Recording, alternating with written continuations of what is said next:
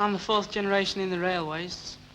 My dad's a plater, my granddad was a plater and riveter, and my great-granddad was a plate layer. My father was in the railway works, and quite a lot of my relations, uncles and what have you, well, I think it's family blood, you know. I think my dad had 5 brothers in the works, and my mother had 5 brothers in the works, and then I've got 5 brothers, so all the 6 of us worked in the works.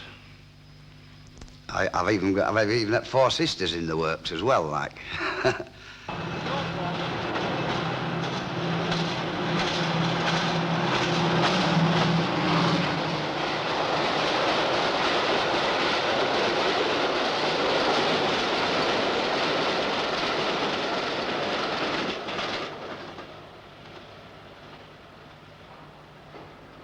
In Doncaster, they call it the plant, the enormous area behind the line from Edinburgh to King's Cross, where for over 100 years, Yorkshiremen have made and repaired carriages, wagons and locomotives.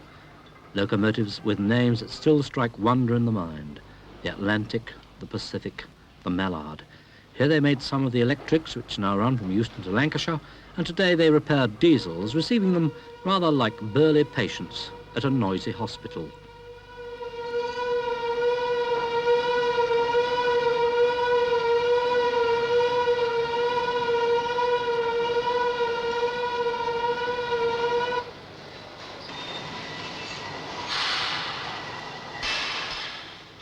Patients are stripped, pulled to pieces, and later reassembled bit by bit.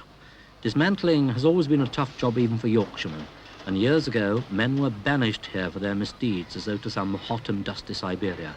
It's far cleaner and neater nowadays, but old men, they say, never forget.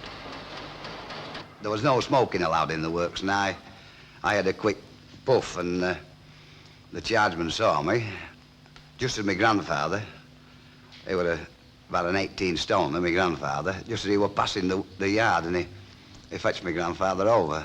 I think he didn't want to do, but he was waving sort of thing to frighten me, and my grandfather happened to see him, you see, so I came over, and of course he had to tell him then, and I got a thick ear, right quick. I mean, you don't do that today.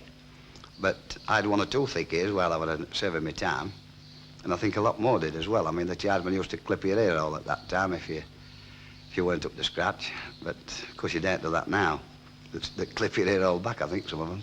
You used to get into such a step-bad state that when it come to dinner time to wash your hands, you wouldn't realise you'd lost a finger end.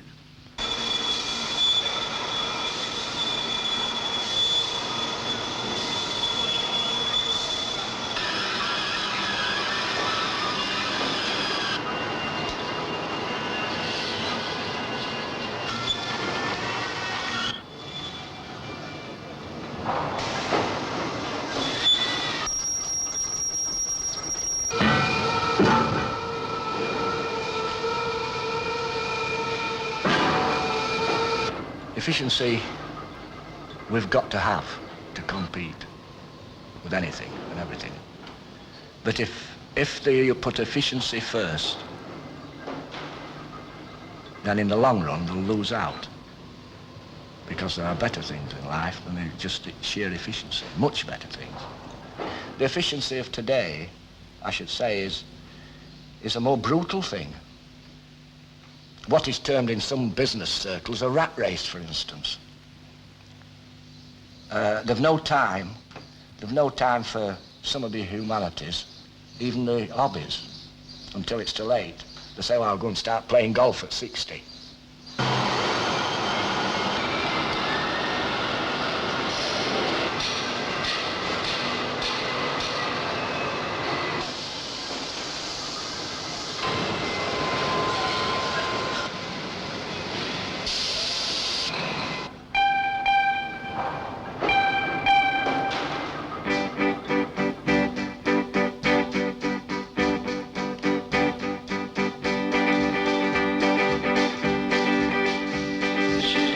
tall, she's long and tall, and she's known by all, known by all. And she ran from York, she ran from York, like a cannonball, like a cannonball. And we got her in the shop, we got her in the shop, and we stripped her down, stripped her down. And we tested her bearing, tested her bearing, and we thought she frowned, we thought she frowned. If in doubt, ask, if in doubt, ask, if in doubt, ask.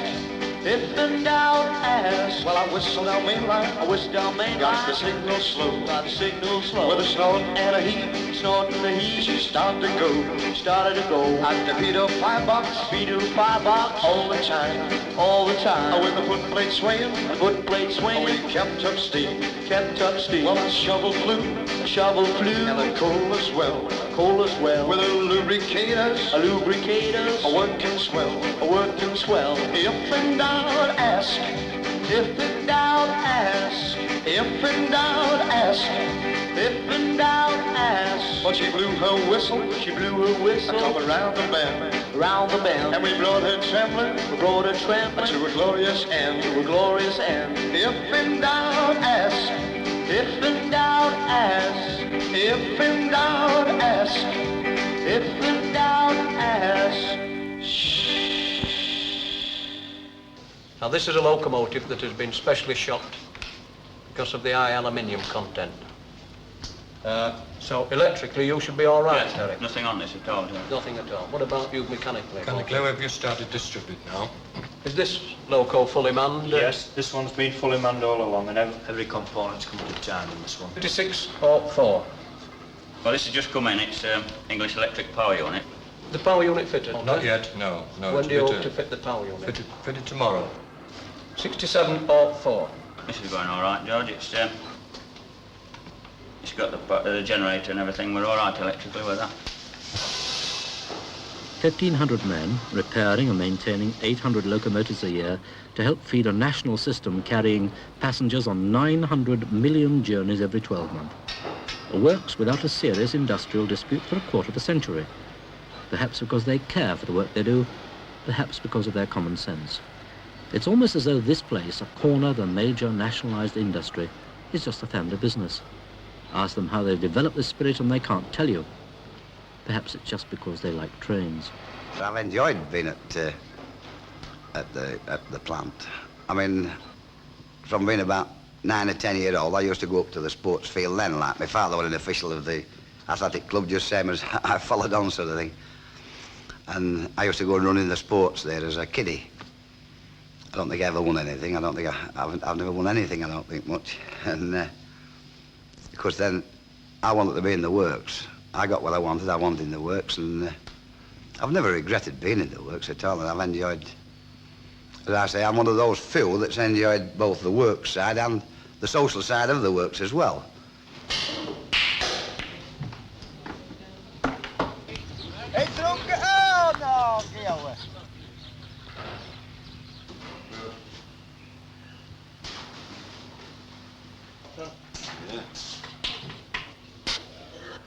One evening last summer, when some of the plant men were enjoying their recreation in familiar ways, others with their wives and sons and daughters attended a ceremony next door where George Cofield, boilermaker and secretary of the Men's Works Committee, chaired a presentation to Bob Oakes, retiring after 30 years as chief convener of the plant and principal spokesman for the men. I would like now to introduce our assistant works manager, Mr. Begg, and ask him to make a few words. Mr. Chairman, ladies and gentlemen, Bob.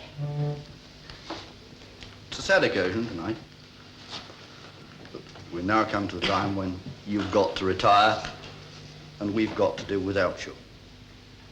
Nevertheless, I'm pleased to be able to be here, to stand up and pay my regards and my respects for what you have done for Doncaster Works. We've had our differences. This is natural. We haven't always seen eye to eye. But nevertheless, when somebody wanted to do something that was sensible, Bob would always listen. We could always get sensibly around the table and sort the thing out sensibly. And once convinced, he gave his wholehearted support for it. I'll close now, Mr. Chairman. Firstly, by saying all the best, Bob, to you and Mrs. Oakes. And secondly, to remind you all of what he really wants, and that's to see Doncaster going on the way it is now.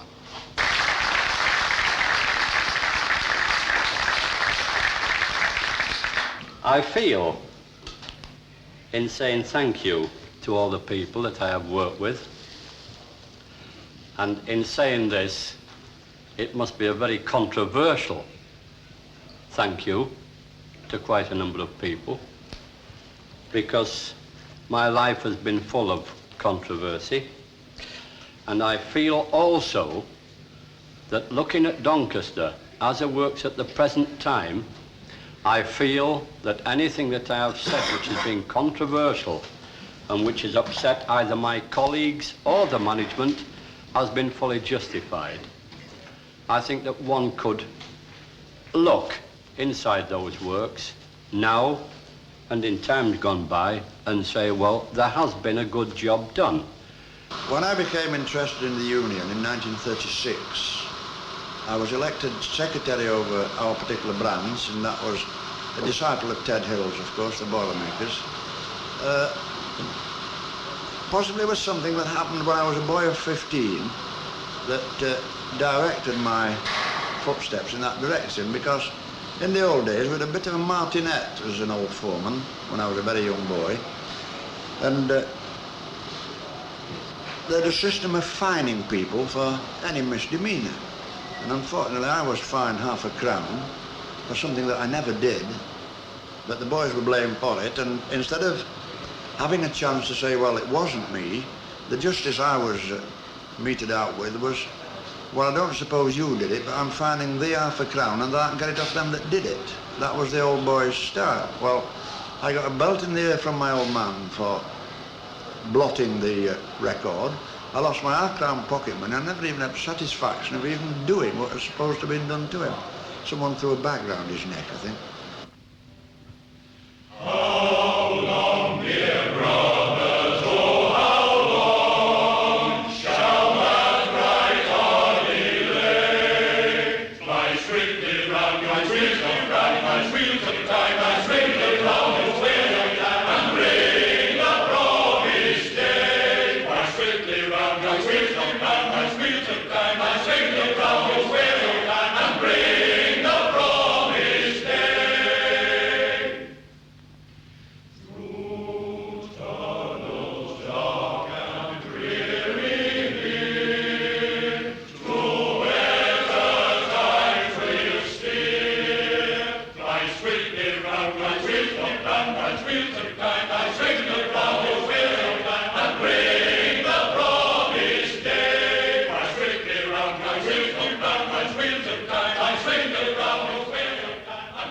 Despite diesels, the men of the plant made their name in the age of steam, and there are still hundreds of them who remember the locos they built together in the 1920s and 1930s. This, the original Flying Scotsman, was one of them. I mean, we keep hearing of these diesels. Diesels break down the same as steam. And I think that one little tiny nut off of a diesel engine, and the whole thing's out of order. But the old steamer, he could drop his slide bars and still get the King's Cross. On a steam, you know, the belching smoke out and fire and pistons going up and down. See how the conrods moving and that. It looks really glamorous in a way.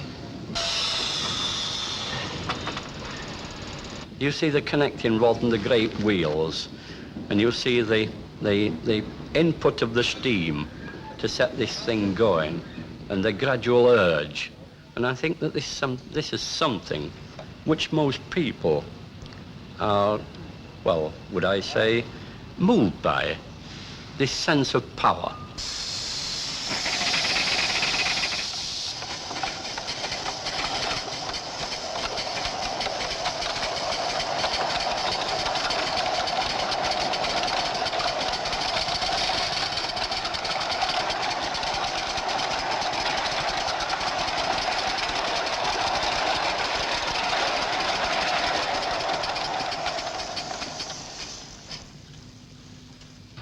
These things take a long time, and you've got to prepare yourself to a lot of hard work. This, in actual fact, took 3.5 years.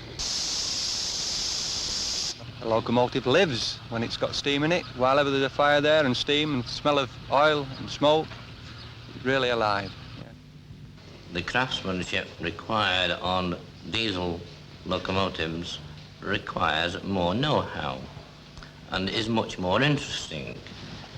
Probably one could say we had got to know as much as we could about steam, and we're still finding out on diesels. But basically I would think that in the sort of internal combustion age, that the younger people in particular are more interested. That doesn't exclude the older ones, but we are in a motor car age. And let us face it, that the diesel is something of that type, comes into the same family. So therefore people are more interested in their work. We're living in a new era where we have to make quick diagrams, we have to think of economies, we have to think of maintenance costs, we have to think of conditions in the workshop, and to my way of thinking, the diesel locomotive in all respects, apart from sentiment, is far superior to the steam locomotive. It was very crude on steam engines, it was nearly all heavy lifting. Wasn't very much fitting came into it. Whereas as it is now, I mean, every day is interesting, especially on governors.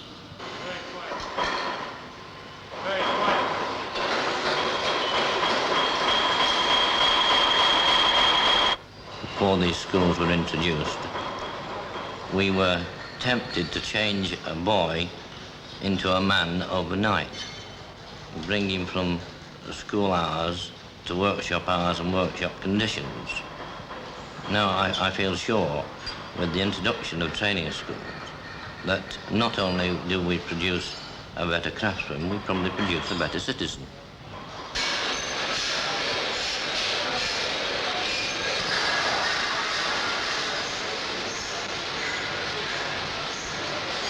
This one's been on schedule since the beginning of the week. We've worked full manpower all the way along. We've had all components to time.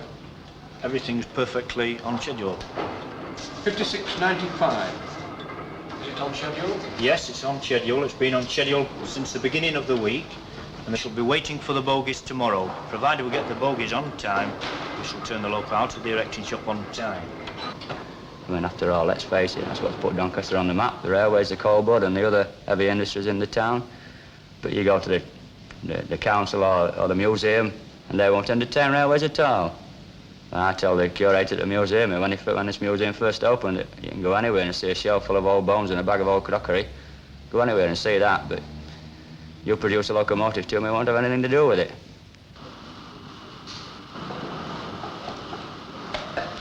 My works manager asked me what I thought about the painting of locomotives some years ago, and I said, a locomotive to me is a carriage without windows.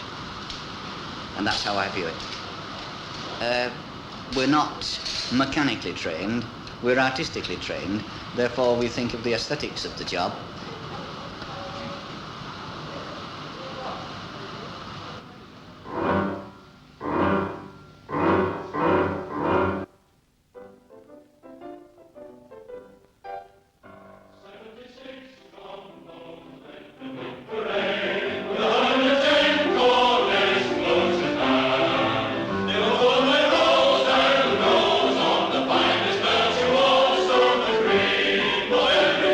Bye.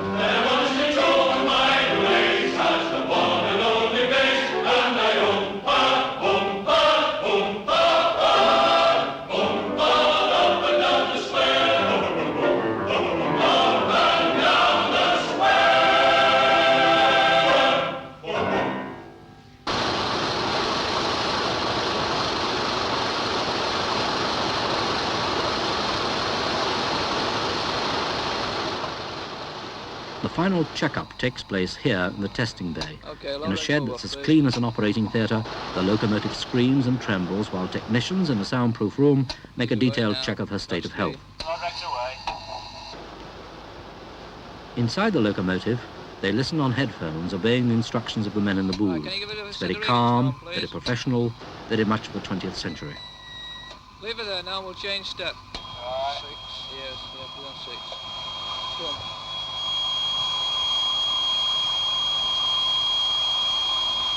Load reg 9 o'clock, go back to 8 now.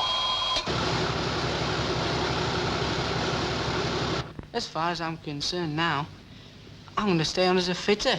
And if, you know, there's no vacancies here, I'll go down south to London. I'd like to stay on in Doncaster if I could, you know. Oh, no, I've always been interested in railways. I mean, I still am. I mean, I'm quite interested in this job. I wouldn't like to lose it. I mean, I'm quite happy. If they employ me till I'm ready for retiring, I'll be quite happy at that.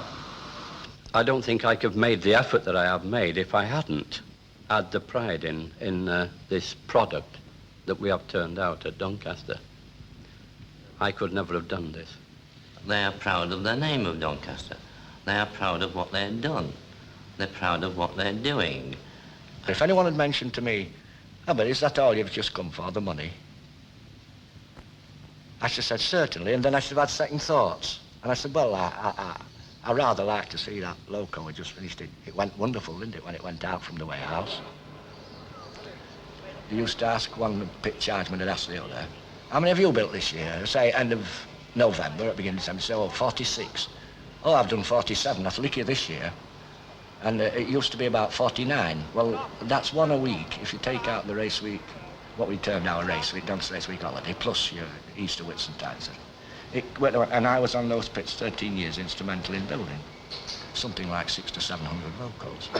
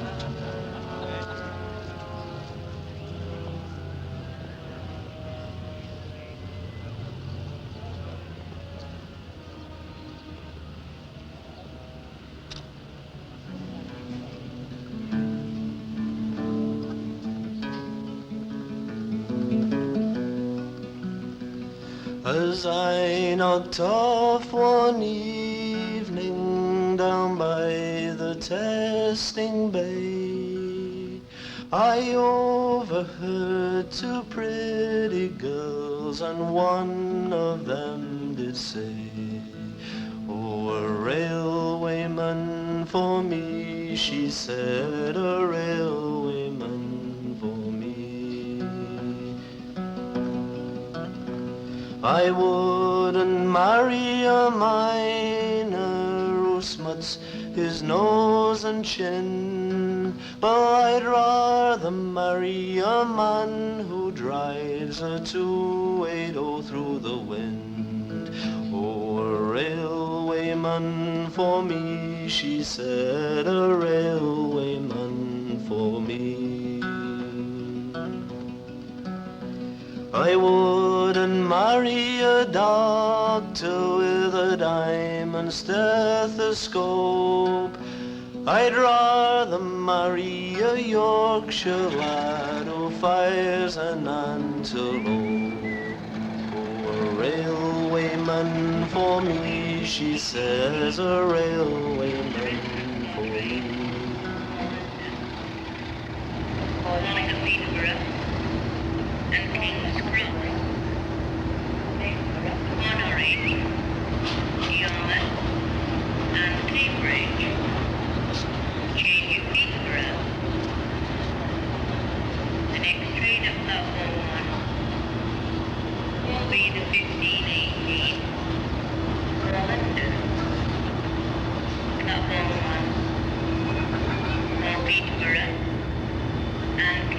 front.